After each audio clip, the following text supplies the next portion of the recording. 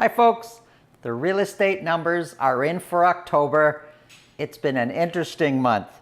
The Bank of Canada has increased interest rates on October 24th. Now, there's a lot more hikes in the process that they're talking about, and usually this is not a good thing for home prices, but let's have a look and see how it affected and what happened in October.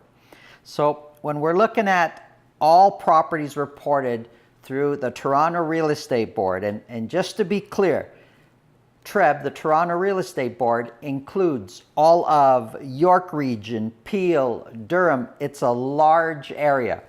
When we compare October that just passed to October last year, we see that sales are up 6% and average sold prices are up 3.5%. So far, so good. That shows a healthy October that we had. Let's see how October performed when we compare to last month. Wow. Sales are up 16% from September. The average sold price is up 1.3%. Here's something interesting. If we take the average sold price for October of $807,000 and we add a buffer of say $1,000, for a margin of error, then October's average sold price is actually a 17-month high. I want that to sink in for a minute.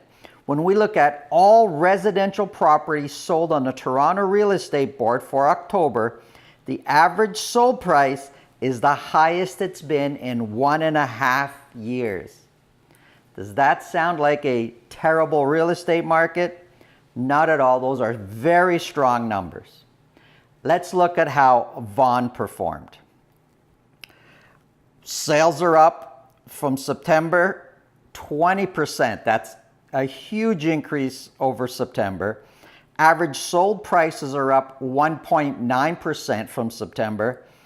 And when we look at October compared to October last year, we are 2.5% higher in average sold prices. So the Vaughan market is also extremely strong.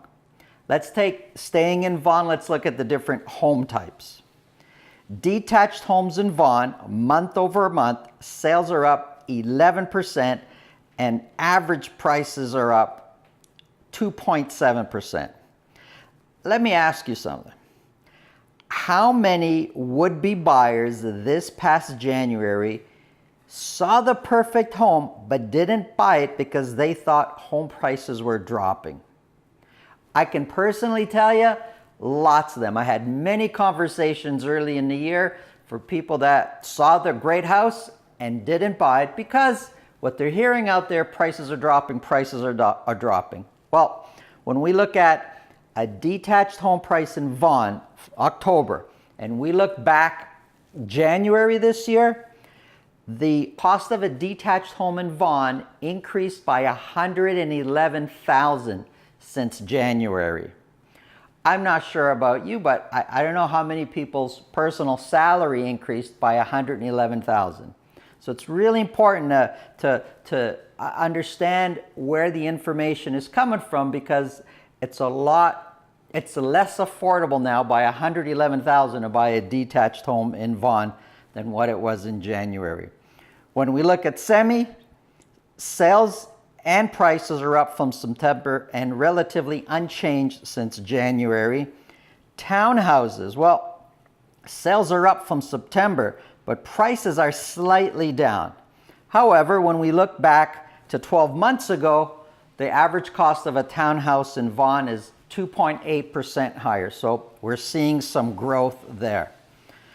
Condos. The average home price for a condo in Vaughan is the highest it has ever been. Let me say that again.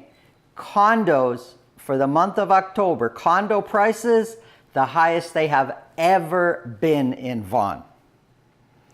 I have many more charts and graphs and notes on particular neighborhoods, on particular home types, and all the different parts of the Vaughan neighborhoods. You can download everything at VaughanRealEstateInsider.com. There's a lot of information there. I'm here to help to give you the information you need so you can make smart decisions, important decisions that could save you thousands. Call me. My name is Sessa. I'm with RE/MAX Premier. I'd be happy to go through and talk about your own personal real estate situation.